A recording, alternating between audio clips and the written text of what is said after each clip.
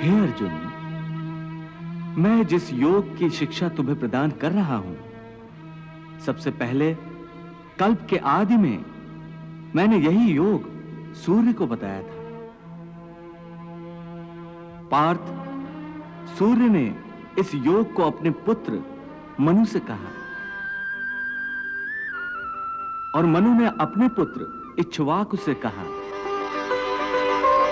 हे अर्जुन, इस प्रकार परंपरा से प्राप्त इस योग को राज ऋषियों ने जाना, परंतु बहुत समय से यह योग इस लोक से लुप्त हो गया है।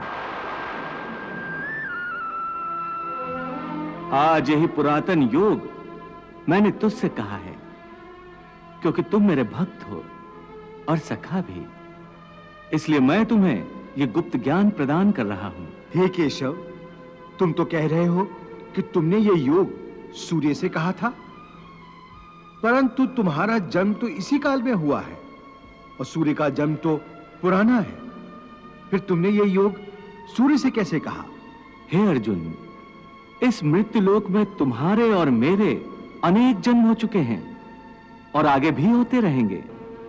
मैं भी अनेक बार इस मृत्युलोक पर अवतरित होता रहता हूं, परंतु तुम अज्ञान के कारण इस रहस्य को जानते नहीं हो और मैं दिव्यत्व के कारण जानता हूं।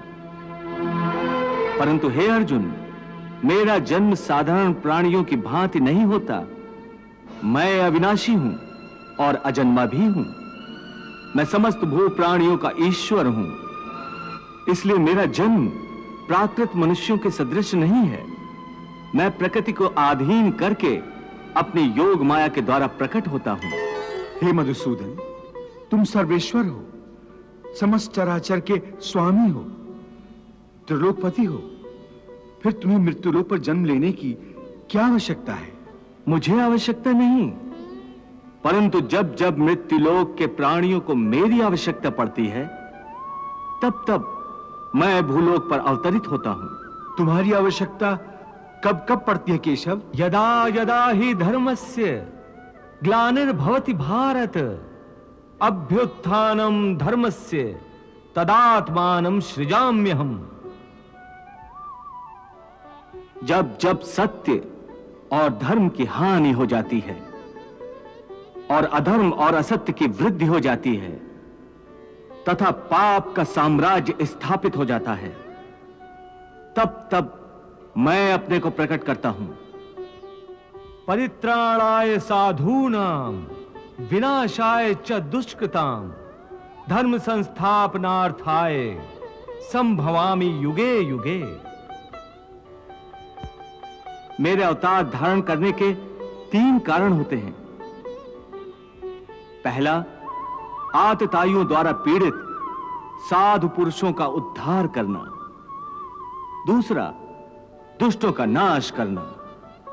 और तीसरा कारण है धर्म की पुनः स्थापना करना। इन्हीं कार्यों के लिए मैं हर युग में प्रकट होता हूं। मेरे जन्म और मेरे कर्म दोनों दिव्य हैं।